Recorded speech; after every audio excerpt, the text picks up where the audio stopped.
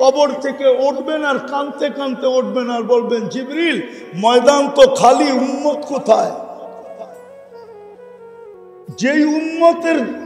যেই উম্মত একটা সাধারণ চেয়ার পাওয়ার জন্য মরতে রাজি, মারতে রাজি, কামরা কামড়ি করতে রাজি, ওই উম্মতের নবী তো মাকামে মাহমুদ পাবে। বলুক না ওলামা, বসবে কিনা? বলুক, বসবে হুজুর? বসবে না, শুধু হাত রেখে দাঁড়ায় থাকবে। বলবে বসলে যদি চেয়ার আমাকে উড়ায় জান্নাতে নিয়ে গেল, আমার উম্মতের কি হবে?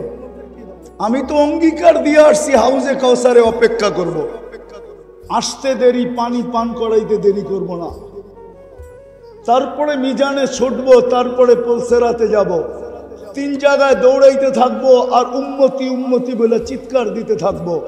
1.25 লক্ষ নবীর ভিতরে তো কেউ উম্মতি বলবে না। মুসা আলাইহিস সালাম তো মাকেও চাবে না, উনি তো চিৎকার দিয়ে বলবে, লা আসআলুকা উখতি ওয়ালা আসআলুকা উম্মি। বোনকেও চাই না, মাকেও চাই না, আসআলুকা নাফসি, আমাকে বাঁচান। আপনার নবী তো চিৎকার দিবে। আজকে ওনার আদর্শ কোথায় বলেন আমাকে? সাহায্য চান কি করে? আসেন, একটা জিনিস এখন সুযোগ আমাদের হাতে আছে, শুধু 2টা সুযোগ আছে, 2 থেকে 3টা, আর কোনো সুযোগ নাই। আন্ডারওয়ার্ল্ড স্লোগান সত্য আমি মানি, আরেকটা বললাম না, সইতে পারবেন না। আরেকটা ইহুদিদের স্লোগান আছে যে এখনই মুখ্যম সময় মুসলমানদেরকে মাটির সাথে মিশানের। আর প্রমাণ দিছে কেন?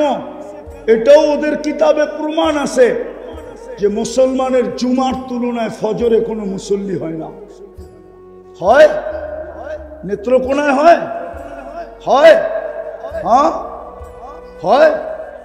হ্যাঁ, আমি তো একজন মিফতাহুল উলুমে ফজর পড়ছি। মিফতাহুল উলুমও জানে না, অনেক আগে। আমি তো গয়না দেখছি, যতজন ছাত্র অতজন মুসল্লিও নাই, ছাত্রেরই 40 ভাগ নাই। রাগ হয়ে গেল হুজুরে, অনেক আগে। কয় মাদ্রাসা বন্ধ আছিল বলে। আমাদের কাছে যুক্তির অভাব নাই, কিন্তু বাস্তবিক এটা, বাস্তবিক এটাই। জুমার তুলনায় ফজরে মুসল্লি নাই। বিদায় ইহুদিদের স্লোগান হলো এখনই মুখ্যম সময় মাটির সাথে মিশায়া দাও। বিদায় মিশাইতেছে। এটা লেখা রাখেন, যদি ফিলিস্তিন ডুবলো, যেদিন ফিলিস্তিন ডুববে ওই দিন আপনি অটোমেটিক ডুবে যাবেন। কিতাবের ওই কথা সত্য হবে, উকিলতু ইয়াউমা উকিলা সাউরুল আবিয়াদ। সাদাটা যেদিন খাওয়া হয়ে যাবে, আপনি অটোমেটিক খাওয়া হয়ে যাবেন, আপনাকে আর খাইতে হবে না। হ্যাঁ, আপনি পারেন জান দিতে, শহীদ হইতে পারেন, আমি এটা মানি। আপনি জান দিবেন, শহীদ হবেন, এটাতে আমার কোনো দ্বিমত নাই। কিন্তু তারিখ দেখলে এটা দেখা যায় যে আপনি এটা ভাবা ভুল হবে। তাতারিরা যখন দুনিয়াতে মুসলমান মিটাইতে ছিল, তখন কোনো মুসলমানের হাত দিয়ে ইসলামের ঝান্ডা ওঠে না। আল্লাহ তাতারিদের ভিতর থেকে একজন হেদায়েত দিছে, সেই ইসলামের ঝান্ডা আবার উঁচা করছে। ওই সময় কি মুসলমান ছিল না? হ্যাঁ, চেঙ্গিস খান যখন দুনিয়াতে মুসলমান মিটাইতে ছিল, এক পর্বে আইসা মুসলমানের হাতে ঝান্ডা ওঠে নাই। চেঙ্গিস খানের কওমের থেকে আল্লাহ একজনকে হেদায়েত দিছে যে ইসলামের ঝান্ডা এই বাংলাদেশে ভারতবর্ষে 600 বছর পর্যন্ত উঁচা রাখছে। আপনি এটা ভাইবেন না আমি ভাবলেও ভুল হবে যে আমার হাতে আল্লাহ ঝান্ডা উঠাবে। আমার হাতে উঠাবে তো উঠাবে কি করে বলেন না?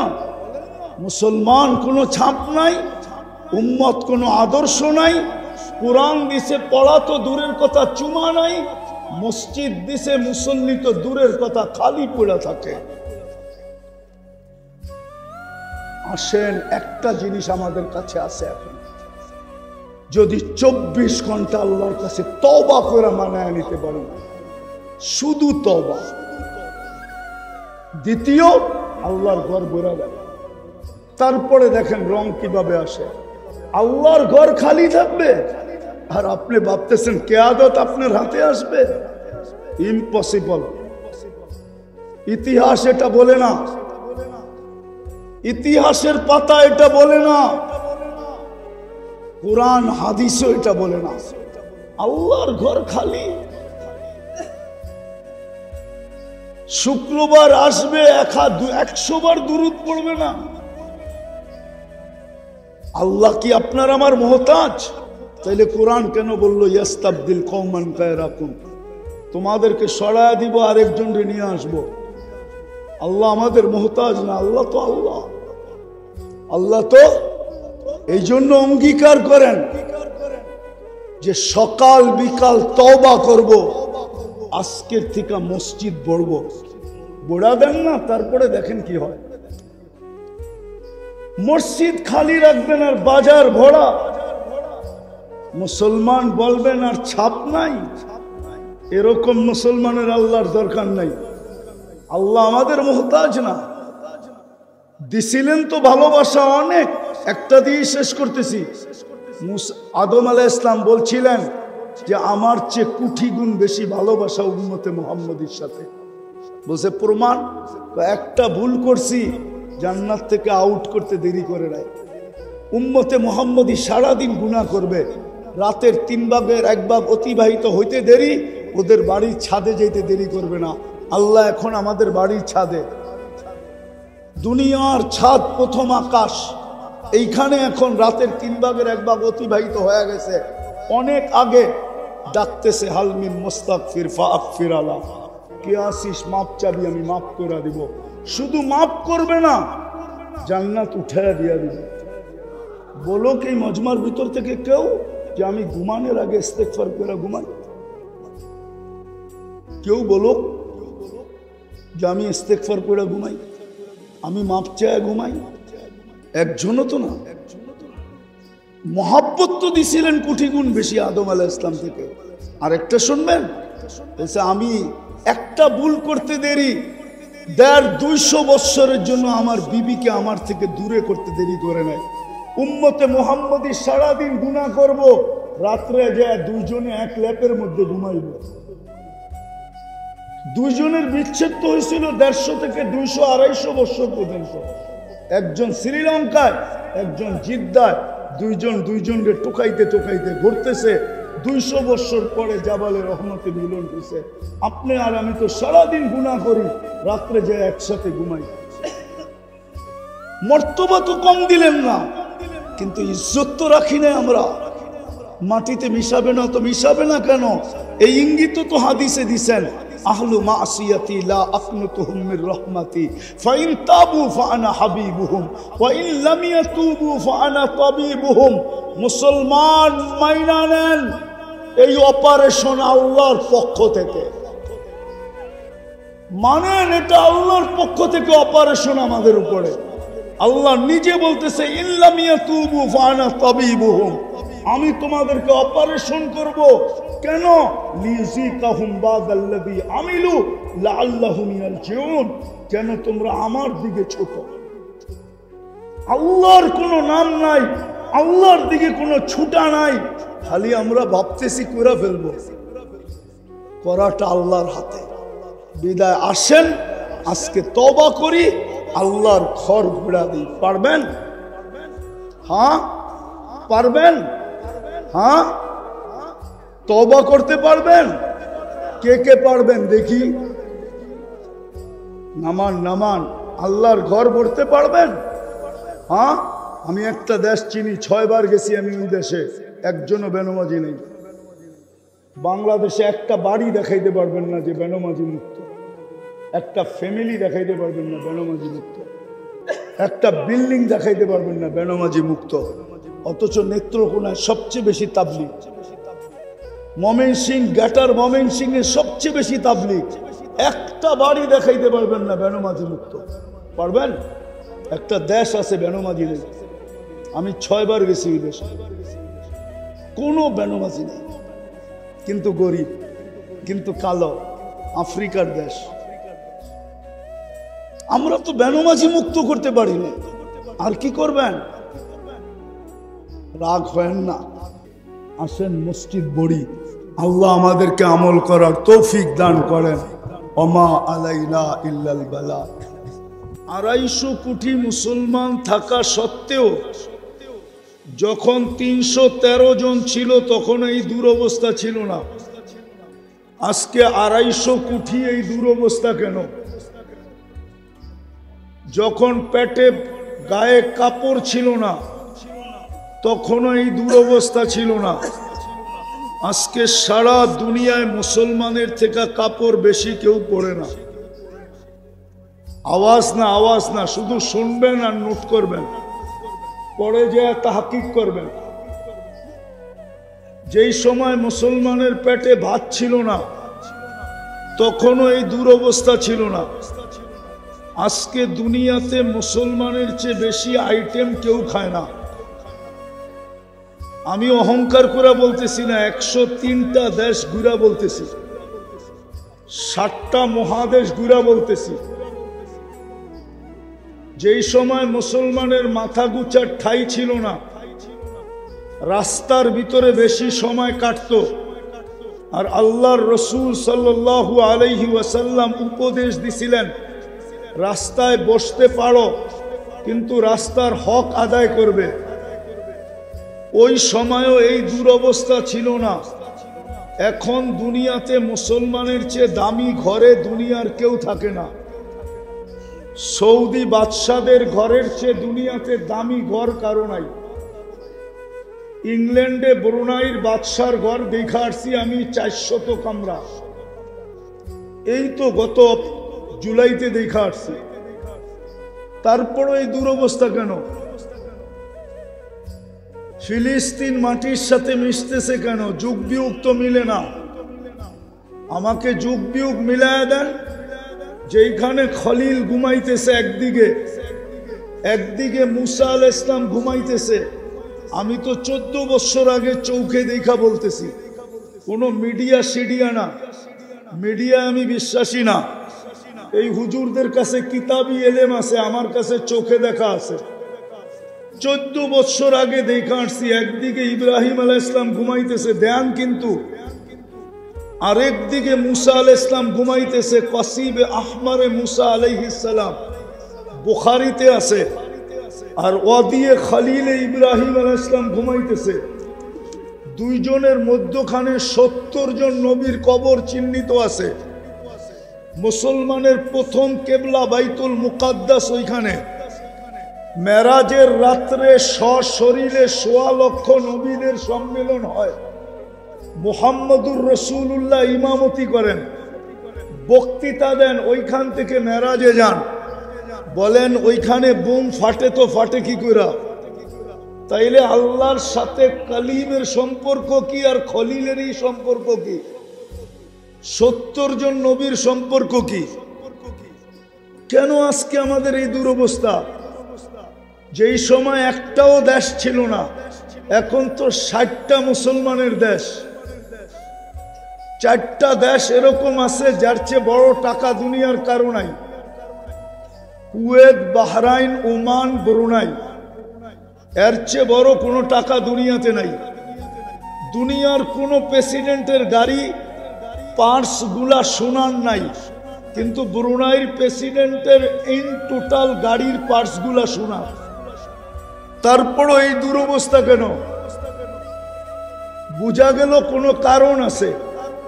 আজকে ইসলাম, মুসলমান আমরা, কিন্তু বলক এই নেত্রকোনার যুবকদের ভিতরে ইসলামের ছাপ কতটুকু আছে?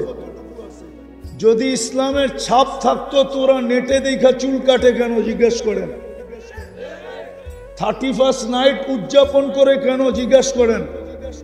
14 তারিখ উদযাপন করে কেন জিজ্ঞেস করেন?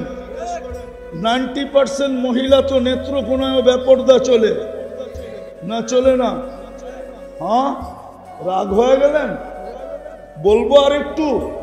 হ্যাঁ, এক হুজুর আমাকে বলুক যে ওনার বাসর রাত্রে ওনার বউর সাজ ফাতেমা রাদিয়াল্লাহু তাআলা আনহার মতো ছিল।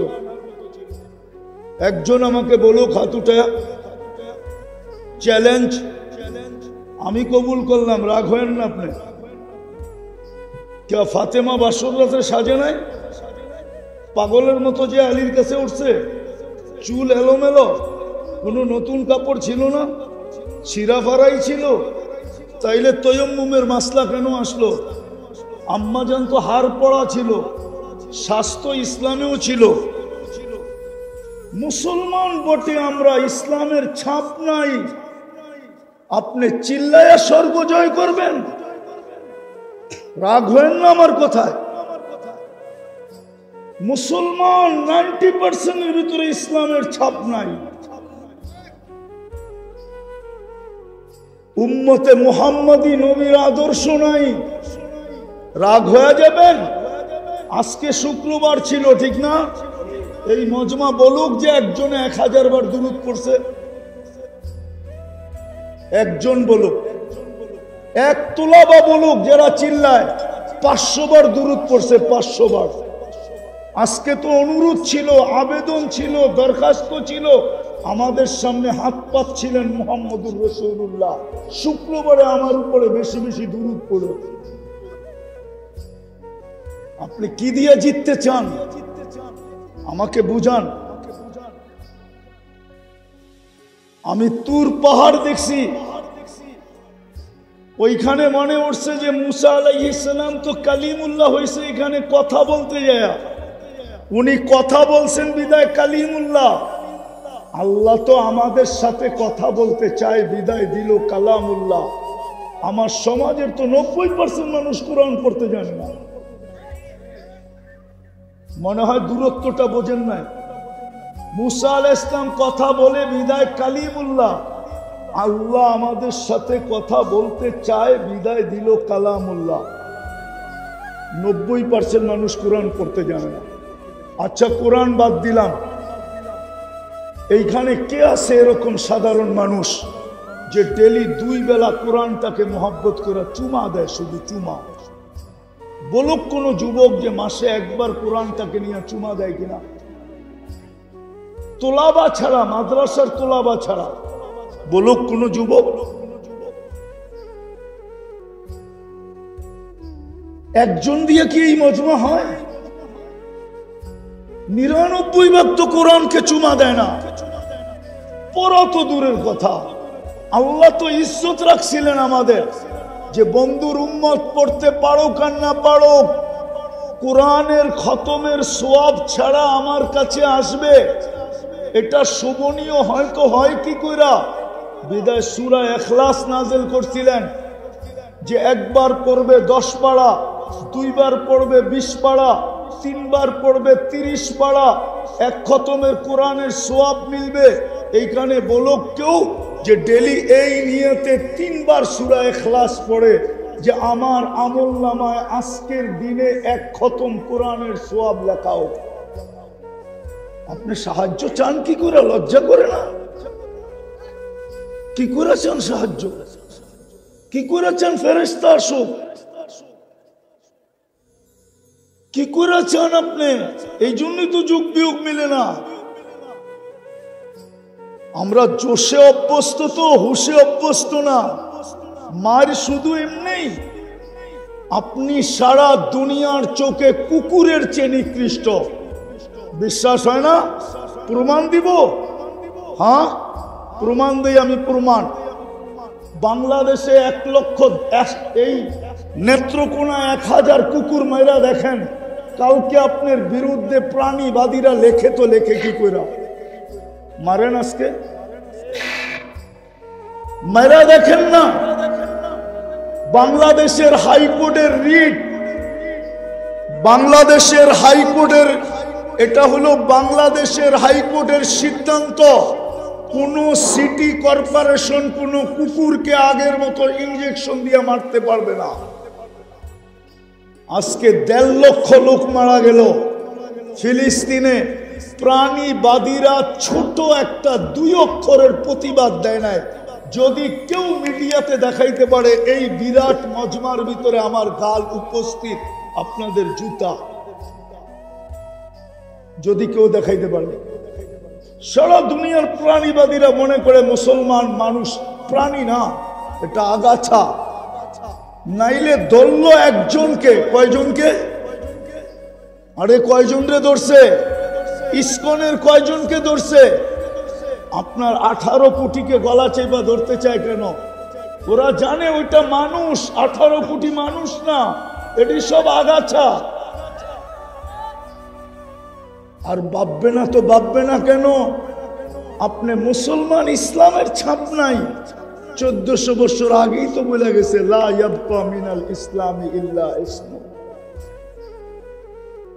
1400 বছর আগে বলে গেছে। আমি হাদিসের শেষ অংশ দিয়া শেষ করতেছি। একদিন আসবে, আনা বারিকুম মিনহুম অহুম বুরাআউ মিন্নি, তোমরা আমার আদর্শের দ্বার দাঁড়বে না, আমিও তোমাদের দিকে চোখ উঠায়া দেখব না। আমি শেষ হাদিসের শব্দ দিলাম। হাদিস তালাশ করে নেই উলামায়ে কেরাম। আল্লাহ নিজে বলছেন একদিন আসবে, আল্লাহ চিৎকার দিয়া বলবে, মুতু ফি আইয়ি আউদিয়াতিন আনতা মুতু ফালা ইউবালি বিকুমুল্লাহু বালা, তোমরা যেইখানে মনে চায় যায়া মরো, আমি তোমাদের দিকে তাকায়া দেখবো না। আজকে 1 বছর 2 মাস 10 দিন হইতে চলল ফিলিস্তিনের যুদ্ধ। কি স্বাধীনতা দেখতেছেন, ঠিক না? আরে বলেন না, চিহ্ন দেখতেছেন স্বাধীন হওয়ার না দেখতেছেন? হ্যাঁ, প্রমাণ তো দেখাইলাম আমি। এখানে খলিল শুয়ে আছে, কেন দেখা যায় না? সাহায্য কেন করে না? আমাদের পরে কি নবী আছে? আমাদের নবীর পরে নবী আছে? নাইলে চিৎকার দেন প্রত্যেকা, নবীর পরে নবী নাই, সংসদে আইন চাই। আল্লাহকে যদি বলি আমাদের নবীর পরে তো নবী নাই, আমাদের পরে উম্মত নাই। আপনি তো বলতেছেন লিল্লাহি জুনুদুস সামাওয়াতি ওয়াল আরদ, আকাশ জমিনের সমস্ত সৈনিক আপনার। দুনিয়ার সবচেয়ে বেশি আবাবিল বাস করে ফিলিস্তিনে। যখন বাহির হয় হাজার হাজার এক ঝাঁকে বাহির হয়। হুকুম দেন না কেন? আসেন, শেষ জায়গায় চলে আসছি। চিল্লাম দিয়ে জিতা যাবে না। আসেন নিজেদের চরিত্র ঠিক করি। যদি চরিত্র ঠিক হইতো তাহলে আপনি আমাকে এটা বুঝান, যারা বলে আমরা নবীওয়ালা মেহনত করি, সম নবীদের মেহনতের ঝান্ডা যাদের হাতে, যারা সারা দুনিয়াকে বুঝাইতে চায় আমাদের চেয়ে বড় নবীওয়ালা মেহনত কেউ করে না, আমরা নবীদের ঠিকাদার। ওরা ঘুমন্ত ব্যক্তিকে জব করে হত্যা করে, তো করে কি করে? আমাকে বুঝান, ওরা কি করে ঘুমন্ত মানুষকে হত্যা করে, জবা করে, টঙ্গি মাঠকে রক্তে রঞ্জিত করে? বুঝান আমাকে। বিদায় আসেন, আমরা ঠিক হই আগে।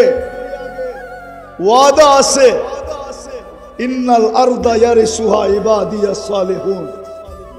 ওয়াদা আছে, উঠায় একদিন দিবে বটে, কিন্তু আমরা ঠিক হইতে হবে। আজকে ইসলাম আছে, কোনো ছাপ নাই। উম্মত বলে দাবি করে আদর্শ নাই। কোরআন দিছে চুমা নাই, মসজিদ দিছে খালি পড়া আছে, বাজার বড়া। মসজিদ ডেলি মাটি ডেলি চিৎকার দিতেছে, মুসল্লি কাহা হয়? জমিন পুষ্টি হয়, নামাজি কাহা হয়? দুনিয়ার শত জায়গা আমার দেখা আছে, যেখানে গেলে মনে হয় যে জায়গা চিৎকার দিতেছে যে মুসলমান এখনো দুনিয়াতে আছে না মরে গেছে। একটা শোনাই, একটা তারা জাবালে তারেক বিন জিয়াদ, যখন আমি 2008-এ দেখতে গেছি, 800 বৎসরের মসজিদ এখন গির্জা। কত বৎসর? 800 বৎসর মসজিদ ছিল, এখন গির্জা। হ্যাঁ হ্যাঁ, কর্ডোবার মসজিদ 1100 পিলার। 1 সেকেন্ডের জন্য আমাকে পশ্চিম দিকে মুখ করতে দেয় না। আমি জুতা পায়ে দিয়ে ঢুকছি।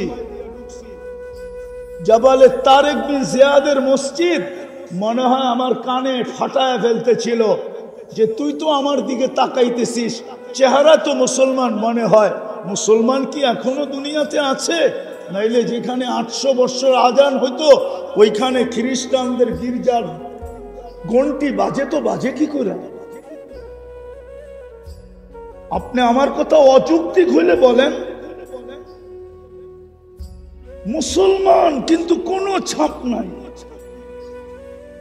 নাইলে যুবকরা 14 তারিখ উদযাপন করে কি করে মুসলিম হইয়া, তাও ওই ধুমধামে, যেটা আমি নিউ ইয়র্কেও দেখি নাই। নিউ ইয়র্কে 14 তারিখ দেখছি, কিন্তু এরকম ধুমধাম দেখি না। জিজ্ঞাসা করেন এদেরকে, ফুল দেয়, হোটেলে বৈশা খাওয়ায়, বাড়ির জন্য পার্সেল দেয়। যদি জানতো কলিজা বুনা করে দেওয়ার পরে আমি বেঁচা যাব, তাইলে এই যুবকরা কলিজা বুনা করে মেয়েদের হাতে উঠায় দিত, শুধু এতটুক লেখানোর জন্য I.U, যে আমি তোকে ভালোবাসি, এতটুক লেখানোর জন্য। জিজ্ঞাসা করেন 31st নাইটের জন্য তো এখনই চলতেছে, দোকানের সাথে সংযোগ চলতেছে। জিজ্ঞাসা করেন বাজি কোত্থেকে আনবে, কোন দোকানে ভালোটা পাওয়া যাবে, বেশি দামেরটা পাওয়া যাবে। আপনি 14 তারিখ উদযাপন করবেন, 31st নাইট উদযাপন করবেন, আল্লাহর রসুলের ইসলামের ছাপ লাগাবেন না। আর আপনি দুনিয়ার রাজত্ব আপনার হাতে, ইম্পসিবল। বরং আমার কাছ থেকে শুনে নেন, আর হয়তো নাও আসতে পারি, আমার কাছ থেকে শুনে নেন। আজকে সারা দুনিয়া এই কথায় বিশ্বাসী যে মুসলমানের সাথে আল্লাহ নাই। 100% বিশ্বাসী। বরং আন্ডারওয়ার্ল্ড স্লোগান চলতেছে হাই লেভেলে, অদ্দাহুম রব্বুহুম, এদের রব এদেরকে ছেড়ে দিছে। যেরকম মক্কায় মিছিল হইতো, অদ্দোহা নাজিল হওয়ার আগে লম্বা ওহী বন্ধ ছিল, মক্কায় ডেলি মিছিল হইতো, অদ্দাহু রব্বুহু, মুহাম্মদকে মুহাম্মদের রব ছেড়া দিছে। তারপরে আল্লাহ অদ্দোহা নাজিল করে প্রমাণ করছে যে ছাড়ে নাই। আজকে আন্ডারওয়ার্ল্ড এই স্লোগান চলতেছে, মুসলমানের রব মুসলমানকে ছেড়া দিছে। যদি ছেড়া না দিত তাহলে আমরা আফগানিস্তান মাটিতে মিশাইলাম কি করে, ইরাক মিশাইলাম কি করে, লিবিয়া মিশাইলাম কি করে, ফিলিস্তিন মিশাইতেছি কি করে, প্রত্যেকটা মুসলমান দেশ আমাদের পাঞ্জার নিচে কি করে, আমরা যেমন বলি তেমন চলে কি করে। বিদায় এটা প্রমাণ মুসলমানের রব মুসলমানের সাথে নাই। বিশ্বাস মানে হয় না, ঠিক না? কয়েকজন টুপি দাঁড়িয়েলা হুজুর দেখা 200-250 কোটি মুসলমানের ভিতরে হুজুরের পার্সেন্টেজ কয়টা বলে? কয় পার্সেন্ট হুজুর? এটা হুজুর না, এটা উম্মত। উম্মত মুহাম্মদুর রাসূলুল্লাহর চোখের পানি ঝরানো উম্মত। 23 বছর চোখের পানি বন্ধ হয় না। কিতাব গাইটা দেখেন, মৃত্যু লগ্নে চোখের পানি বন্ধ ছিল না, চড়তে ছিল উম্মতের জন্য। আরো সে যায় আপনাকে বলে নাই, নাইলে আত্তাহিয়াতের ভিতরে পড়েন কোত্থেকে ওয়ালা ইবাদিল্লাহিস সালিহিন। এখনো কবরে কাঁদে। আবু সামরকান্দি রহমতুল্লাহ আলাইহি লেখছেন, ওয়া হুয়া ইয়াকুম ওয়া ইয়াবকি। আচ্ছা বলেন, ওয়াইস করুনির কাছে কি ছিল? নিতান্ত গরিব ছিল, মার ছেলে ছিল, আর কেউ ছিল না। নিতান্ত গরিব, বকরি চালানো, উট চালানো যার কাজ ছিল, বাকি সময় মার সেবা যার কাজ ছিল। কিন্তু আল্লাহর রসুল তো, এ তো সহি বুখারীর হাদিস। আল্লাহর রসুল উমর রাদিয়াল্লাহু তাআলা আনহু আর আলী রাদিয়াল্লাহু তাআলা আনহুকে বলছেন, তোমরা দুইজন অবেসের সাক্ষাৎ মিলবে। অবেসের সাক্ষাৎ যদি মিলে তাইলে তোমরা তোমাদের জন্য দোয়া করাও, আমার উম্মতের জন্য দোয়া করাও। কেন? অবেস হাত উঠাইলে আল্লাহ খালি ফিরত দেন না। আর উমর রাদিয়াল্লাহু তাআলা আনহু দোয়া করাইছেন ওনার জামানায়। হাদিসে আছে, জান্নাতে যাওয়ার সময় আল্লাহ জান্নাতের গেটে দাঁড় করায়া অবেসকে মার সেবার বদলা দিবেন। দোজখের ভিতরে যার উপরে আঙ্গুল উঠাবেন তাকেই আল্লাহ অবেসের সুপারিশে জান্নাত দিবেন। আরবের একটা গোত্রে যত লোক ছিল কিয়ামতের সকাল পর্যন্ত হবে, এত পরিমাণ লোককে অবেসের আঙ্গুলের ইশারায় জান্নাতে দিবে। মূল্যায়ন মানুষকে বড় উপরে উঠায়, দুনিয়ার দিক দিয়ে উঠায়। আছে, আমাদের সমাজে আছে, অনেক চৌধুরী পাওয়া যাবে খুঁজা। আমিও কয়েকজন চৌধুরীকে চিনি। এখন নামের পরে চৌধুরী। কি চৌধুরী বোঝেন? চৌধুরী বোঝেন? মনে হয় বোঝেন না।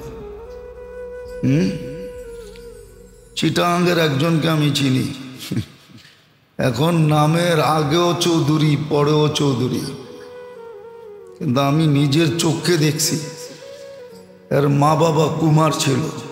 কুমার এরা চিনে, কুমার বোঝেন?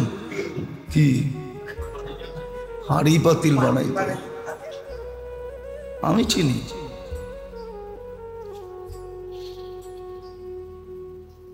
তো দুনিয়ায়ও মানুষ মূল্যায়নে চৌধুরী হয়ে যায়। সময়কে মূল্যায়ন করছে, শিক্ষা দীক্ষা হয়েছে, পিছনেরটা গুছায় গেছে, পিছনের ইতিহাসের পাতাকে জানি ছিঁড়া ফালায় দিছে। এখন আর কেউ পিছের দিকে দেখে না। দুনিয়ায় যদি মূল্যায়নের দ্বারা মূল্যায়িত হইতে পারে, আল্লাহ আল্লাহ রসুল এটাই বুঝাইছেন। অঙ্গ প্রত্যঙ্গের যেইভাবে মূল্যায়ন করার দরকার করো, নাইলে কোরআন কেন বলবে উলাইকা খায়রুল বারিয়া? আপনি চলতেছেন জমিনে, আকাশ থেকে ধ্বনি আসতেছে উলাইকা খায়রুল বারিয়া, সমগ্র সৃষ্টির কানে ধ্বনি চলতেছে, এর চেয়ে উত্তম জমিনের পিঠে কেউ নাই। এটা কোরআনের ধ্বনি। যখন এই দেহের মূল্যায়ন হবে, যেইভাবে করার ওইভাবে হবে, কিন্তু আফসোস এটা শিখতে হবে যে দেহের মূল্যায়ন কিভাবে হয়, কোন কাজে লাগাবে, এক একটা অঙ্গকে কিভাবে ব্যবহার করবে। বলবেন তাইলে কি দুনিয়ার কাজ কামার করব না? না, করবেন, সবই হবে। তখন দুনিয়ার কাজও কাজ হবে না, দুনিয়ার কাজও আপনার মূল্যায়নের কারণ হবে, মূল্যায়িত হওয়ার কারণ হবে, দামি হওয়ার কারণ হবে। নাইলে কেন বলা থাকে, কেন বলা হলো যে তাজের সারা দিন বাজারে থাকবে আর কিয়ামতের দিন নবীর কাঁধে কাঁধ লাগায়া উঠবে? এটা কি মূল্য না? না মূল্য না? ছোট মূল্য? বহুত বড় মূল্য। তদ্রূপ যখন হায়াতে জিন্দেগির মূল্যায়ন করে মানুষ, কদর করে, হায়াতে জিন্দেগির মূল্যায়ন, মুহূর্তগুলার যখন মূল্য দেয়, মুহূর্তগুলার যখন মূল্য দেয়, হায়াতে জিন্দেগির যখন মূল্যায়ন করে, দামি হইতো কেন? সামাজিক পরিচয় তো ছিল কৃতদাস, বাড়িটা আফ্রিকায়, কুটকুটে কালো, অনারব, কথা বলতে গেলেও তোতলায় বলতেন। দুনিয়ার সামাজিক কোনো দাম তো ছিলই না, কিন্তু মূল্যায়নের কারণে এতটুক দামি যে সারা দুনিয়া ওনার মূল্যায়নের সামনে বাবন। ওটা ধরার ক্ষমতা কারো নাই। জমিনে চললে জান্নাতে পদধ্বনি হয়, শুধু বেলাল তো না, হারেস বিন নোমান রাদিয়াল্লাহু তাআলা আনহু গরিব ছিলেন,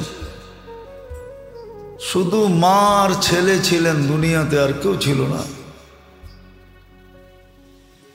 কিন্তু দুনিয়াতে রাত্রে কোরআন পড়তেন, জান্নাতে ফেরেশতারা লাউড স্পিকার ছেড়া কোরআন শুনতেন।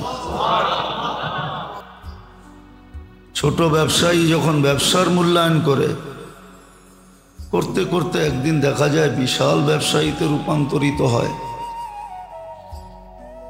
শিল্পপতিতে রূপান্তরিত হয়, মানুষ তাকে মূল্যায়ন করে।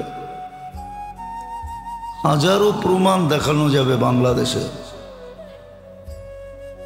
যাদের শুরু থেকে এখন কোথায়, এখন মানুষ কতটুকু মূল্যায়ন করে, আর শুরু যেই দিন করছিল ওই দিন কয়জন মূল্যায়ন করত। কিন্তু হ্যাঁ, কদরের কারণে, আর এটাও সত্য, আল্লাহর অঙ্গীকার আছে, ইন্নাল্লাহ লা ইউযায়্যু আমালা আমিলিন, যে কদর করবে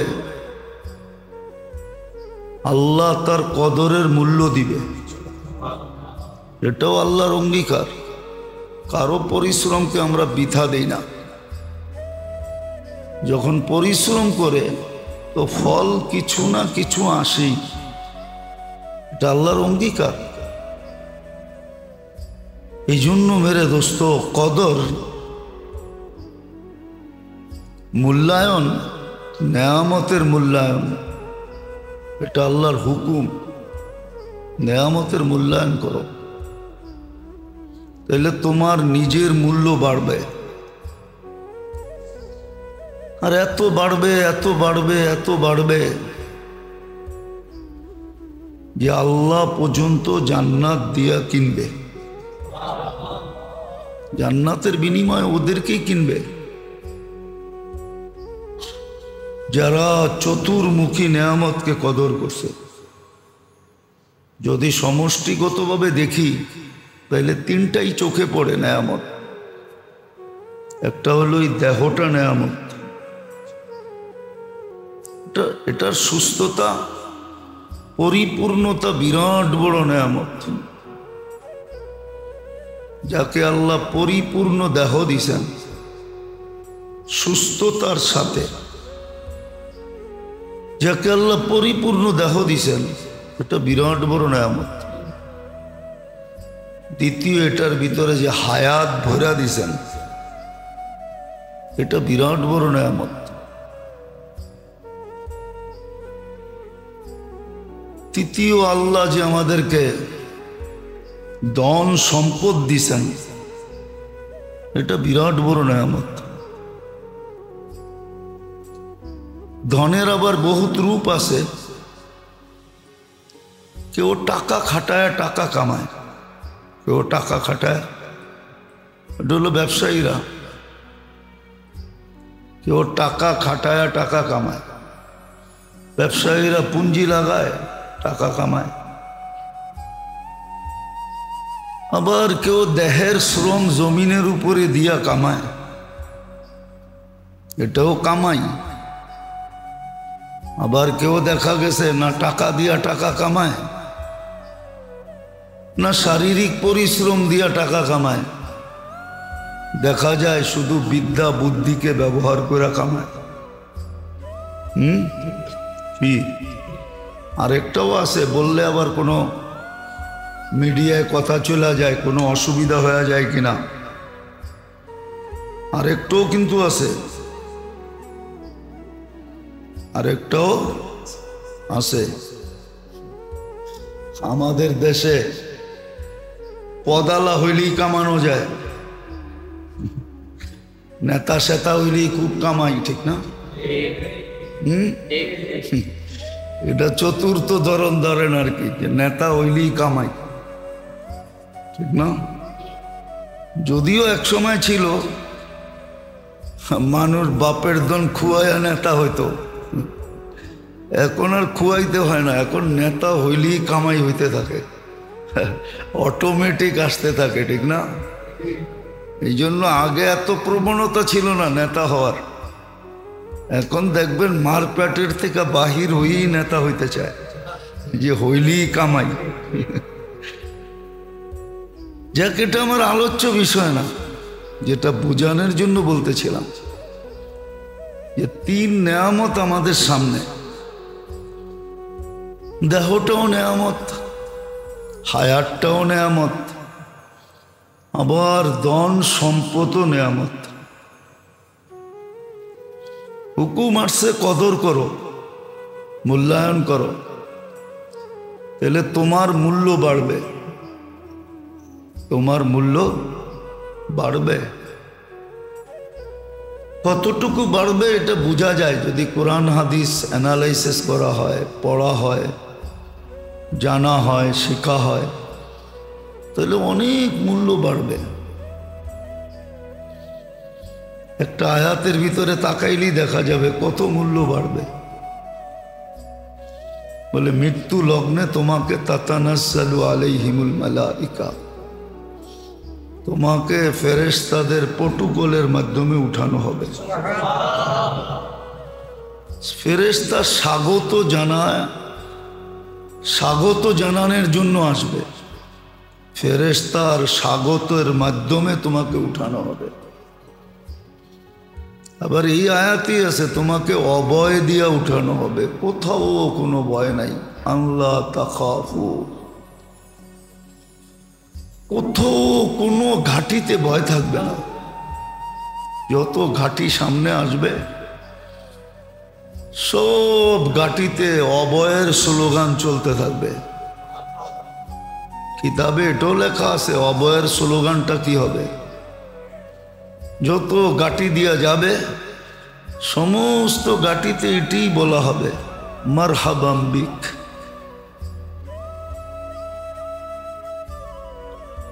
সুস্বাগত জানাইতে জানাইতে নিয়ে যাবে।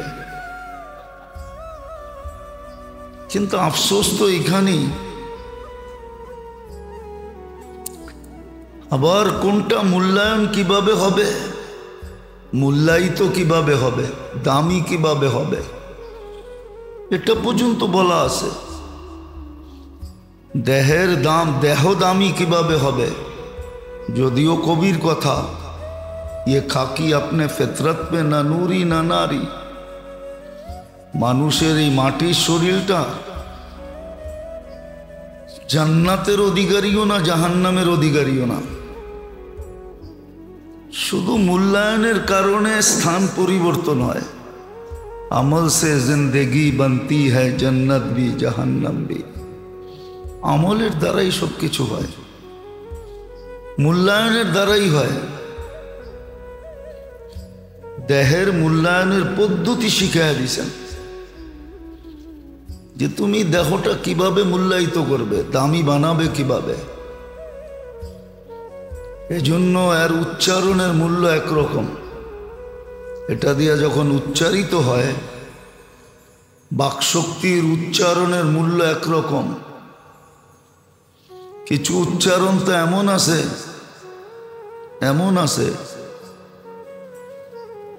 আছে উচ্চারণ যে ফেরেশতাদেরকে পর্যন্ত অপারক করে দেয়। ফেরেশতাদের কাছেও এত সংখ্যা জানা নাই, কিভাবে লিখবে, কেমনে লিখবে, কত লিখবে। ফেরেশতা পর্যন্ত আল্লাহকে জিজ্ঞেস করে, আল্লাহ এটা কিভাবে লিখব, কত লিখব।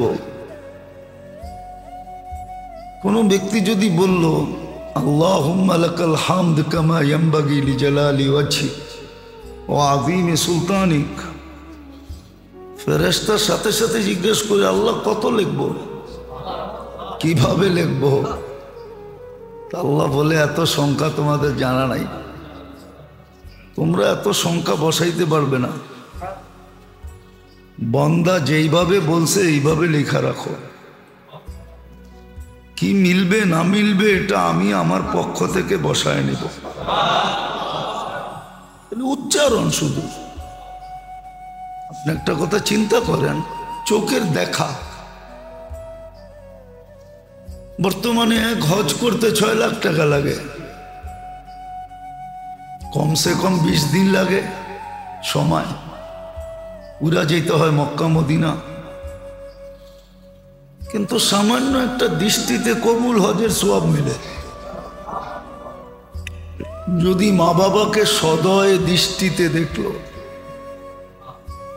ইচ্ছা করলে ডেলি 100 হজের সোয়াব কামানো যায়, 100 হজের সোয়াব কামানো যায় ডেলি। যদি কোনো সন্তান দেখলো মা বাবাকে সদয় দৃষ্টিতে আর ভাবলো যে কিছু তো করতে পারি না, হজে যাওয়ারও তো তৌফিক নাই, আচ্ছা চলো, আবার করলেও কবুল হবে কি হবে না জানি না, মা বাবাকে দেখেই কবুল হজের সওয়াব কামায় নেই, তাহলে ডেলি 100 হজের সওয়াব কামাইতে পারে সদয় দৃষ্টিতে মা বাবাকে দেখা। এরকম পদ্ধতিও বলে দিছেন। হ্যাঁ, আমাকে শিখতে হবে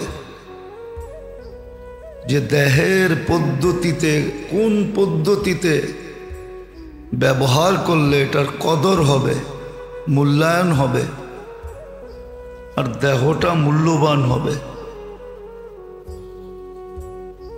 আচ্ছা, যদি মূল্যবান দেহটা নাই হতো তাহলে কিতাবে এই কথা লেখা কেন আসতো যে লাশ কবরের পাশে গেলে কবর পর্যন্ত সালাম দেয়?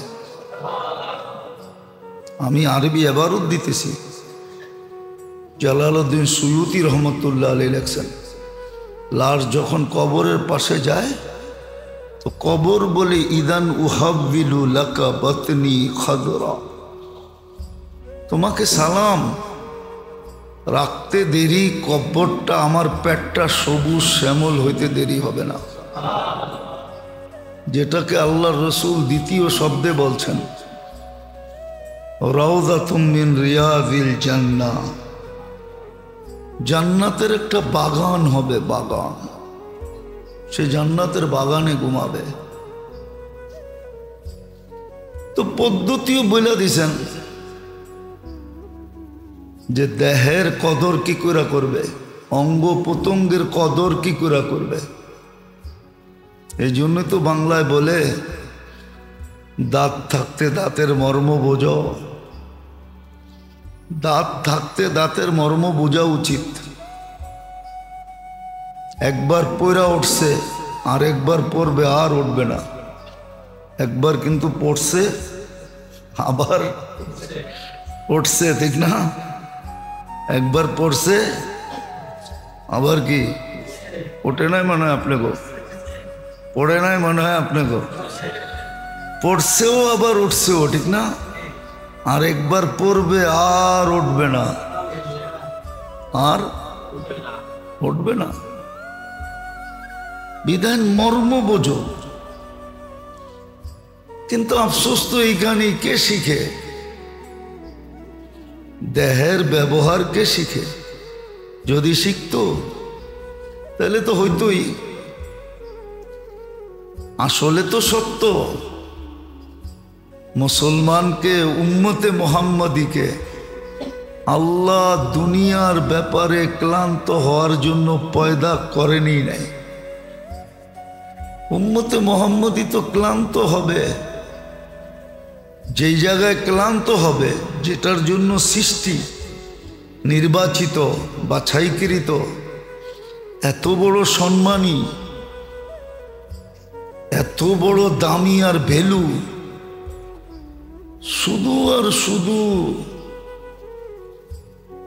যেটাকে এক শব্দে বলা যায় ইবাদতের জন্য, বন্দেগীর জন্য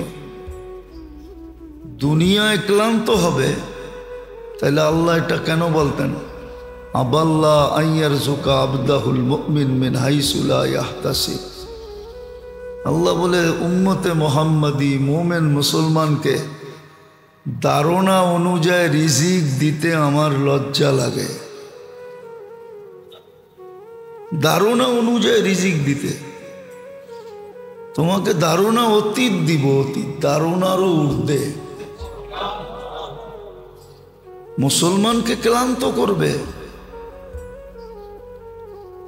এটা তো আল্লাহ চানি না যে মুসলমান ক্লান্ত হোক। তাহলে এই হাদিস কেন আসবে? ইয়ারযুকু তারযুকু কামা ইয়ারযুকু তাইর, পাখিকে যেরকম পালি এরকম তোমাদেরকে পালবো,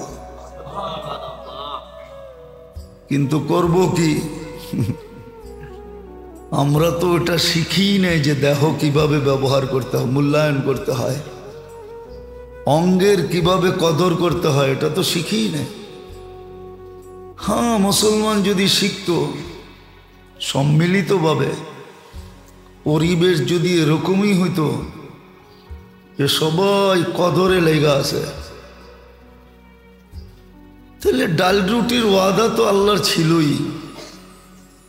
খালাকাকুম সুম্মা রাযাকাকুম, অস্তিত্ব আমি দিছি, লালন পালনের দায়িত্ব আমার, লালিত পালিত হতো। মানুষ তো ইতিহাস একটাই দেখে, খালি আরেকটা দেখে না। সাহাবাদের দুর্দিনের কথাই মানুষ দেখে, আলোচনা করে, কিন্তু সুদিনের কথা তো কেউ দেখে না, যে সুদিন যখন আসছে তো কেমন সুদিন ছিল, কেমন কেমন সুদিন ছিল, এটা তো কেউ দেখে না। হ্যাঁ, দুর্দিন ছিল, কিন্তু দুর্দিনের সময় কাটার পরে যখন সুদিন আসছে, সুদিন তো কেউ দেখে না। সুদিনে তো আল্লাহর ওয়াদা এটাই সত্য ছিল যে পাখির মতো পালবো তোমাদেরকে, আর পাইলা দেখাইছেন। নাইলে মুসলিম জগৎ ব্যতীত কোনো জগতে ইতিহাস দেখাইতে পারবে না যে মুসলিম জগতে এরকম একটা দিন আসছিল, এরকম একটা সময় বৎসর আসছিল যে যাকাত লেনেওয়ালা পুরা মুসলিম দুনিয়ায় কেউ ছিল না। 4 মহাদেশের ভিতরে, তখন মহাদেশ 4টেই ছিল, আফ্রিকা, এশিয়া, ইউরোপ, রাশিয়া। 4 মহাদেশে কেউ যাকাত লেনেওয়ালা ছিল না। বলেন তাইলে যাকাত কি করবে? ওই সময় সব যাকাতের মাল মুসলমানদের উন্নতির রাস্তায় খরচ করে দেওয়া হয়েছে।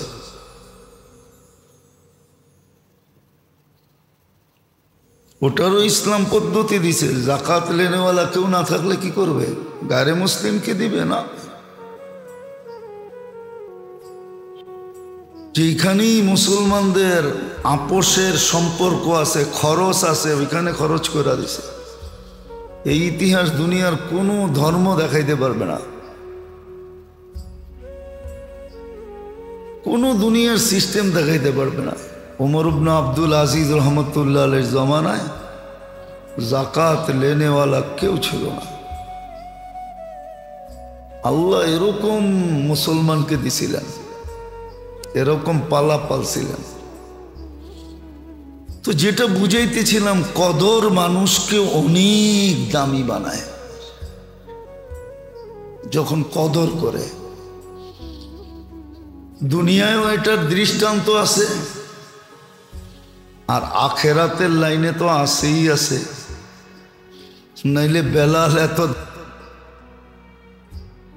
অস্তিত্বের বাহিরে যেটা আছে এটাও নেয়ামত।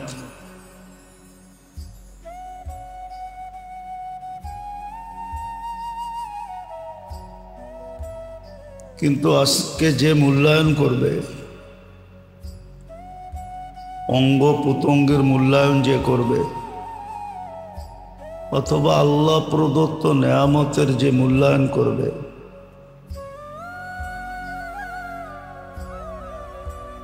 নেয়ামতের কদর করবে,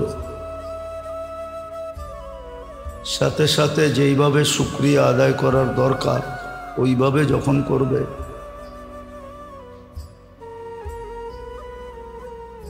তো যে চিরদিন লজ্জার থেকে বেঁচে যাবে। আর যদি আজকে কদর না করলো, মূল্যায়ন না করলো, দাম না দিল, তাহলে চির লজ্জার সম্মুখীন তো হইতে হবে, সাথে সাথে চির আফসোসেরও সম্মুখীন হইতে হবে। আবার মূল্যায়ন না করার কারণে শাস্তি তো আলাদা আসেই আছে।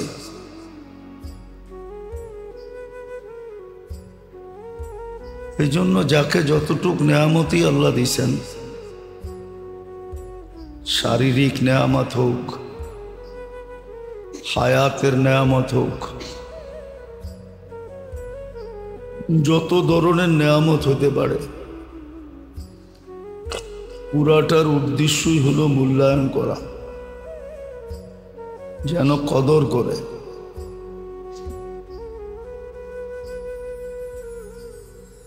সময়গুলারও যেন কদর করে।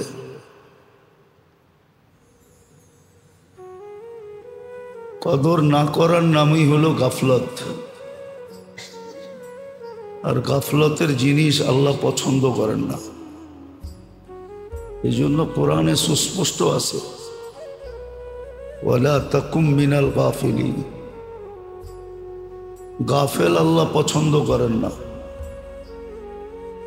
আল্লাহ রসূল সাল্লাল্লাহু আলাইহি ওয়াসাল্লাম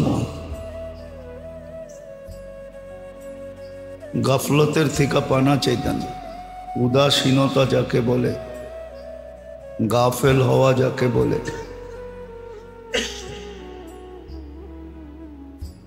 এই জন্য নেয়ামতের কদর যে করবে, যে নেয়ামতের কদর করবে, তারও কদর বাড়তে থাকবে। যে নেয়ামতের কদর করবে তার ব্যক্তিগত কদর বাড়তে থাকবে। উদাহরণস্বরূপ যদি দেওয়া যায় বোঝানোর জন্য, একজন ছাত্র অবস্থায় সে যত বেশি তার শিক্ষার কদর করবে আর শিক্ষাকে অর্জন করার মতো করবে, তাইলে একদিন শিক্ষাই তাকে উচ্চ পদে উঠাবে, তার ব্যক্তিগত কদর বাড়বে। যখন উচ্চ পদে উঠবে তো মানুষ তাকে সার বলবে, ইজ্জত করবে, সম্মান করবে, তার ভ্যালু দিবে, সে বড় দামি হবে। আর দেখা যাবে একই ক্লাসের ছাত্র, সে তার ছাত্র জীবনকে কদর করে নাই। হতে পারে এরকমই, হতে পারে কদর না করার কারণে, হতে পারে যে একই ক্লাসের ছাত্র, একজন উচ্চ পদস্থ আর একজন ওই অফিসেরই কেরানি,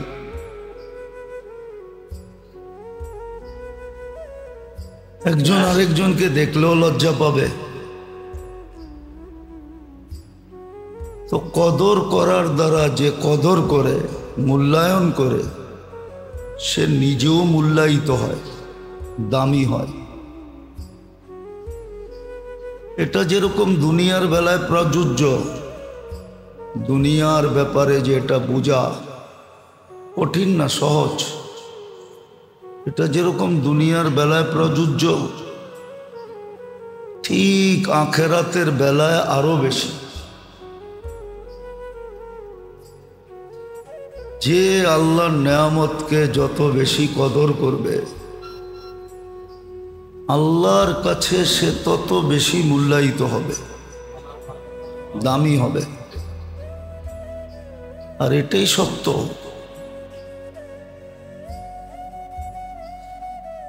বংশগত পরিচয়ে সে ফকির কিনা এটা দেখা হবে না, দুনিয়াগত পরিচয়ে সে ফকির কিনা, গরিব কিনা, বংশ বুলি কিরকম এটা দেখা হবে না, যে তার বংশ কিরকম, বুলি কিরকম, রং কিরকম, ডং কিরকম, এটা কিচ্ছু দেখা হবে না। আমি ইন্দাল্লাহ বলতেছি, ইন্দাল মানুষ বলতেছি না, মানুষের কাছে না। তো ইন্দাল্লাহ সে মূল্যায়িত হবে। হাজারো ফকিরের কাহিনী আছে, ফকির, হাজারো ফকিরের কাহিনী দুনিয়াতে আছে, যে ফকির বুখারী শরীফই আছে, ছিঁড়া কাপড়, ফাড়া কাপড়, ময়লাযুক্ত চেহারা, পেটে ভাত নাই, কাপড় নাই, দুনিয়ার চোখে বড় ঘৃণিত। কিন্তু মা দোয়া করতেছে, আল্লাহ আমার সন্তানকে এরকম বানায়েন না। কিন্তু সন্তানের অন্তর চক্ষু খোলা ছিল। সে বলতেছে, আল্লাহ আপনি আমার মায়ের দোয়া কবুল করেন না। সে বলছে, আরেকজন আসছে যে পোশাক আশাক রাজপুত্রকেও হার মানায়, বলছে আমার ছেলেকে এর মতো বানায়েন। তো ছেলে বলছে, আল্লাহ আমাকে এর মতো বানায়েন না, বরং ওই ছিঁড়া কাপড়, ছিঁড়া কাপড় চোপড়, পেটে ভাত নাই, চেহারা ময়লা, চুল এলোমেলো,